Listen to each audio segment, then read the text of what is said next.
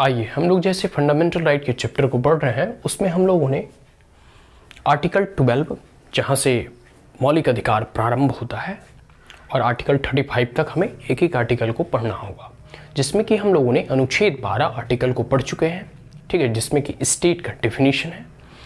और आर्टिकल 13 में जो है ऐसे नियम कानून को स्ट्रक डाउन करने के प्रावधान बताए गए हैं जो कि मौलिक अधिकारों का वायलेशन करता हो। अब हम लोग कह सकते हैं कि राइट टू इक्वालिटी से प्रारंभ करेंगे। ठीक है, जो कि अनुच्छेद 14 to 18 है। ठीक है, जिसमें कि हमारा आर्टिकल 14 हम अभी इस क्लास में, इस वीडियो में जानने का प्रयास करेंगे। अनुच्छेद 14, जिसमें कि बताया गया है equality before law and equal protection of law. Equality before law, equality मतलब समानता। बिफोर लॉ मतलब कानून की नज़र में सब समान है, irrespective of caste, class, community, sex, gender, region, religion. सभी लोग जो इस देश का नागरिक है, रिच और पुअर हो, गरीब हो, अमीर हो, कोई बड़े नेता और मंत्री हो या सामान्य कोई जन हो, सब जो लोग हैं, इक्वलिटी बिफोर लॉ मतलब कानून और नियम के नज़र में सब बराबर है। आगे है equal protection of law. Equal protection of law मतलब सभी को कानून से बराबर का प्रोटेक्शन मिलेगा, मतलब सुरक्षा मिलेगा। ठीक है, तो ये अनुच्छेद आर्टिकल 14 से प्रारंभ होता है हमारा मौलिक अधिकार। ठीक है, जिसमें कि है state shall not deny to any person equality before law. State का डेफिनेशन हम लोग ऑलरेडी जान चुके हैं। कहने का मतलब है कि राज्य जो है, स्टेट जो है, सरकार जो है, किसी भी व्यक्ति को उसके जो है कह सकते हैं इक्वलिटी बिफोर लॉ से डिनाई नहीं कर सकती। कानून की नज़र में सब लोग समान हैं और इससे कोई भी राज्य जो है उसे वंचित नहीं रख सकती या कर सकती। इक्वल प्रोटेक्शन ऑफ लॉ, और सभी को कानून से समान सुरक्षा प्रदान किया जाएगा। यह जो है हमारा अनुच्छेद 14 के तहत, आर्टिकल 14 के तहत मौलिक अधिकारों में वर्णित है या फिर बताया गया है या फिर हमें अधिकार मिले हैं। आगे है ऑल पर्सन्स, सभी लोग, irrespective of any religion, any caste, any community, any creed, any sex, gender, region, religion, चाहे अरुणाचल प्रदेश के हों, गुजरात के हों, मध्य प्रदेश के हों, केरल के हों, जम्मू के हों, लद्दाख के हों। ठीक है, ऑल पर्सन्स जो भी इस देश का नागरिक है, and citizens as well as foreigners. कुछ मौलिक अधिकार मैंने पहले ही बताया कि फॉरेनर्स को भी अवेलेबल है, और बाकी तो सारे के सारे मौलिक अधिकार सिटीजन के लिए ही बने ही हैं, नागरिक के लिए।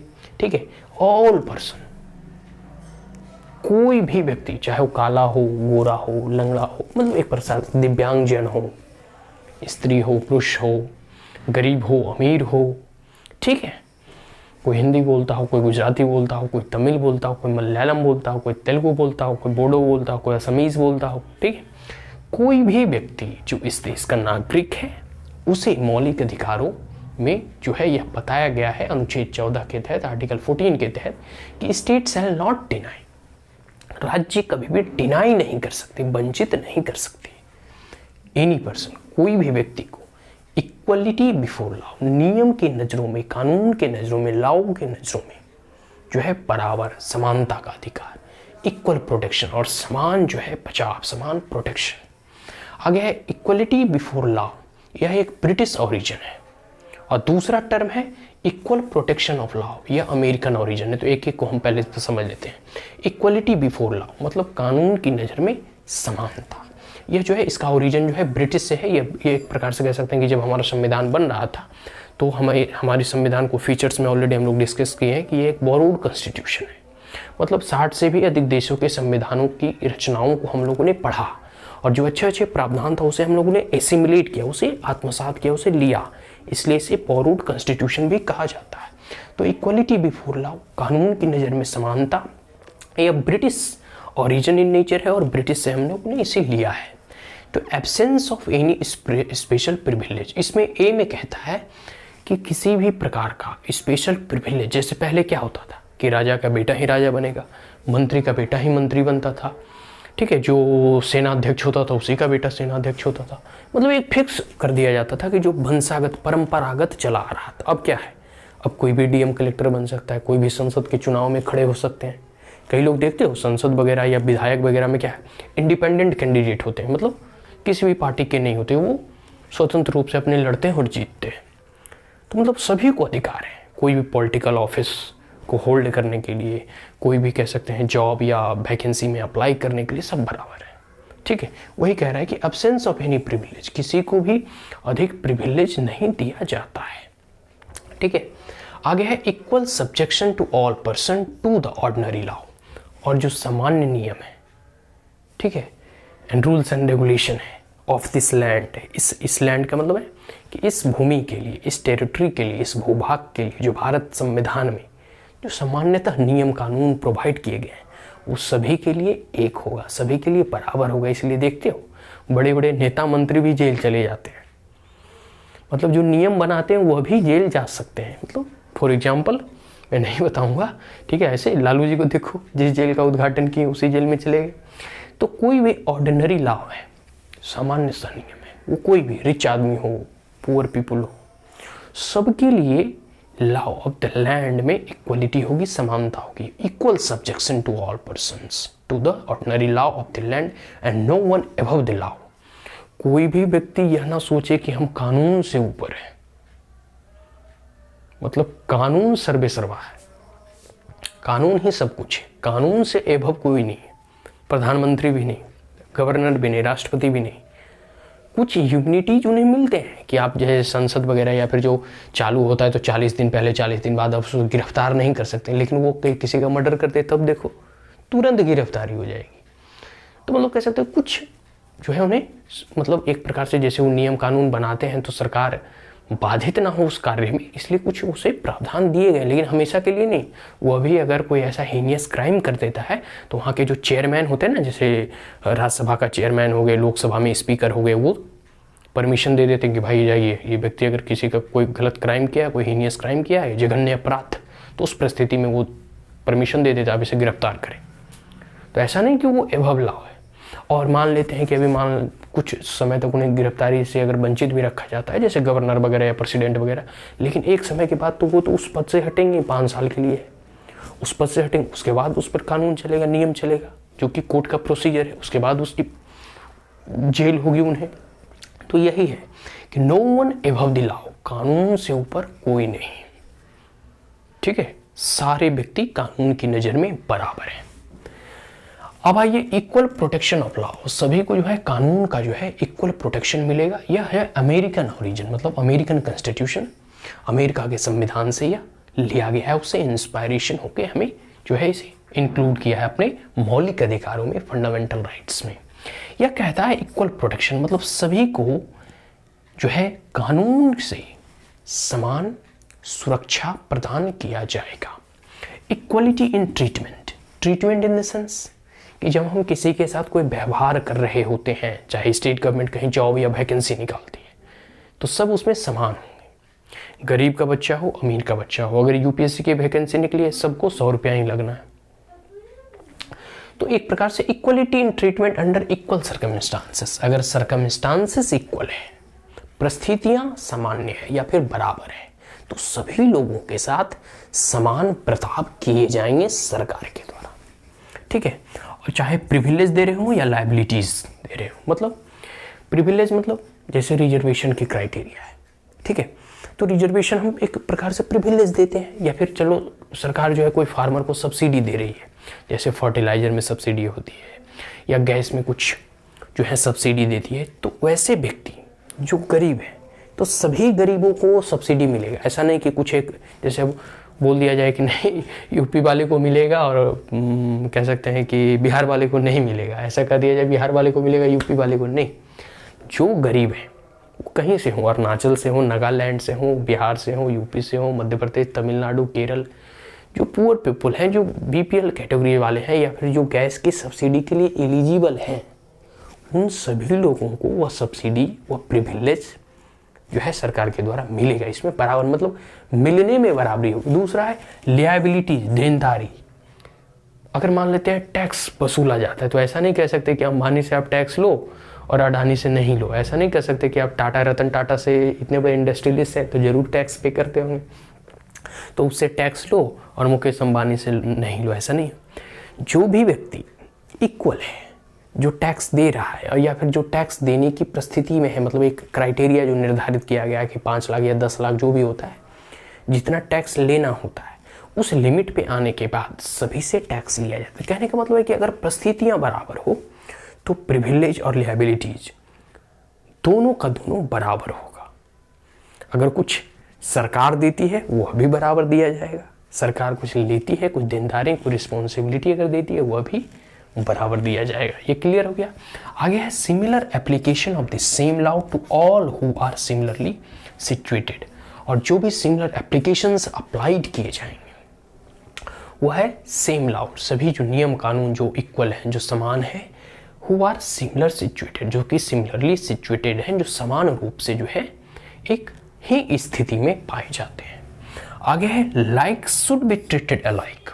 Like should be treated alike मतलब समान व्यक्ति समान तरीके से उसके साथ व्यवहार हो, उसके साथ ट्रीट किया जाए। ट्रीट इन द सेंस कि कोई अगर समान व्यक्ति है, कोई अगर दौड़ प्रतियोगिता हो रहा है तो समान के साथ समान, मतलब 10 साल वाले व्यक्ति वो 10 साल के साथ दौड़ाया जाए। ऐसा नहीं कि जो 2 साल का बच्चा हो उसे अब 20 साल के बच्चों के साथ चलो रेस की प्रतियोगिता हो रही, नहीं। यह like should be treated alike, जो लाइक है, जो समान है, उसके साथ समान व्यवहार होना चाहिए, विदाउट एनी डिस्क्रिमिनेशन, किसी भी प्रकार का भेदभाव नहीं होना चाहिए। जैसे एक डिस्क्रिमिनेशन होता है सभी के, मतलब एक भारत की जो नेचर है पैट्रियार्की इन सोसाइटी, जिसमें कि कहा जाता है कि गर्ल्स चाइल्ड के साथ डिस्क्रिमिनेशन होता है as compare to boy child, जो है गर्ल्स को कम फैसिलिटी दी जाती है। उस परिस्थिति में एक प्रकार की असमानता हुई, इनइक्वालिटी हुआ। तो अगर गर्ल्स एंड बॉयज एक बराबर हैं, एक ही घर में जन्म लिए हैं, तो they both should be treated equally. ठीक है, तो हम जो है किसी भी के साथ हम किसी भी व्यक्ति के साथ कोई विशेष उसे अधिक तरजीह ना दें और किसी के साथ जो है अन्याय ना करें, मतलब सभी को समान व्यवहार समानता के साथ पेश आए। तो यही है equality before law and equal protection of law, ये दोनों समझ गए। एक आता है सुप्रीम कोर्ट का जजमेंट, सुप्रीम कोर्ट में, जिसमें कहती है कि held that where equals and unequals are treated differently. किस परिस्थिति में कि इक्वल्स एंड अनइक्वल, अनइक्वल कौन हुआ? फॉर एग्जाम्पल इंडियन सोसाइटी का एक एग्जाम्पल लें, जैसे कास्टिज्म है, तो ऐसा कहा जाता है कि शेड्यूल कास्ट और शेड्यूल ट्राइब के लोग जो हैं अधिक जो है समाज में भी वीकर हैं या फिर पिछड़े लोग हैं, तो उनको अपलिफ्टमेंट के लिए कुछ रिजर्वेशन की क्राइटेरिया दी गई है ताकि वह समाज के मुख्य धारा में आ सके। कुछ जॉब के वैकेंसी में क्राइटेरिया दी गई है। कुछ देखो अब तो EWS कैंडिडेट वाले को भी मिलते हैं जो कि इकोनॉमिकली वीकर है, OBC वाले को भी मिलता है। तो इस प्रकार से उन्हें कुछ प्रिविलेज प्रोवाइड किए जा रहे हैं। तो आप कह सकते हो सर ये तो आर्टिकल 14 का वायलेशन है, राइट टू इक्वलिटी का वायलेशन है, आप किसी को रिजर्वेशन कैसे दे सकते हैं? तो सुप्रीम कोर्ट कहती है कि where equals and unequals are treated differently, जो इक्वल है मतलब एक अच्छा हम कह सकते हैं रिच क्लास है, उसके साथ आप इक्वली ट्रीट करें। अब जैसे फॉर एग्जाम्पल मैंने अभी उदाहरण दिया था कि 2 साल का बच्चा और एक 20 साल का बच्चा या 10 साल के बच्चे को साथ एक साथ बोल दिया जाए कि आप रेस दोनों में प्रतियोगिता करा दो कि रेस हो रहा है, तो कौन जीतेगा? स्वाभाविक सी बात है 10-12 साल वाले बच्चे स्पीड में दौड़ेंगे, 2 साल बच्चे तो चल भी नहीं ढंग से पाएगा। तो वही कहा जा रहा है कि जो अनइक्वल है उसको इक्वल में लाने के लिए उसे कुछ प्रिविलेज दिया जा सकता है। और इस स्थिति में आप जो है आर्टिकल 14 जो है वहाँ अप्लाई नहीं होगा। यह एक एक्सेप्शन है, अपवाद है, रीजनेबल रिस्ट्रिक्शन है। ठीक है, परमिट रीजनेबल क्लासिफिकेशन, और यह परमिट करता है, सुप्रीम कोर्ट कहती है कि यह परमिशन है कि आप रीजनेबल क्लासिफिकेशन कर सकते हैं।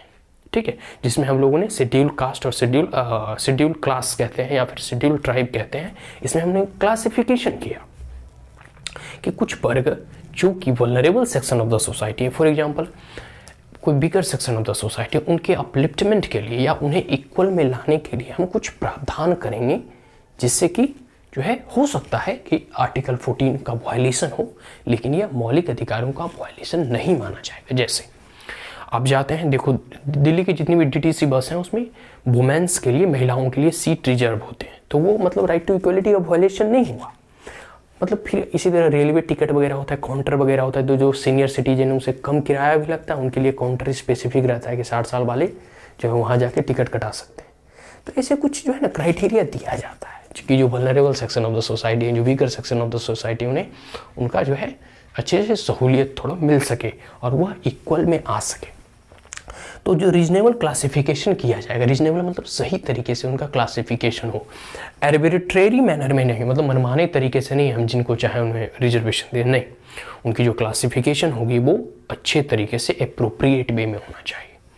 Based on intelligible differentiation and substantial distinction, जो कि इंटेलिजिबल डिफरेंशियल मेथड अपनाकर और एक सही तरीके से उसका डिस्टिंक्शन किया जाए कि कौन जो है एपीएल में आएगा, कौन बीपीएल में आएगा, किन्हें रिजर्वेशन मिलना चाहिए, किन्हें रिजर्वेशन नहीं मिलना। अब देखिए रिजर्वेशन में भी क्या होता है, एक जो क्रीमी लेयर के लोग होते हैं उन्हें हटा दिया जाता है कि भाई जो SC ST भी है या फिर जो OBC है और जो 8 से 10 लाख से सालाना अधिक जिसके पेरेंट्स कमा रहे हैं उसको रिजर्वेशन की क्या आवश्यकता है, तो उन्हें उसमें भी हटा दिया जाता है। मतलब एक प्रकार से उसमें भी रीजनेबल जो है कह सकते हैं क्लासिफिकेशन किया जाता है ताकि जो सही मायनों में गरीब हैं उन्हें रिजर्वेशन और आरक्षण का लाभ मिल सके।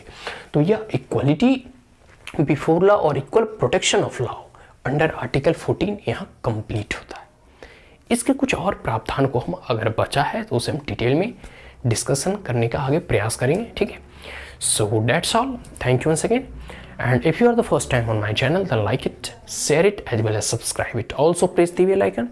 If there were any queries, comment, suggestion and advice, you may comment in the comment box. Thank you once again, have a great day.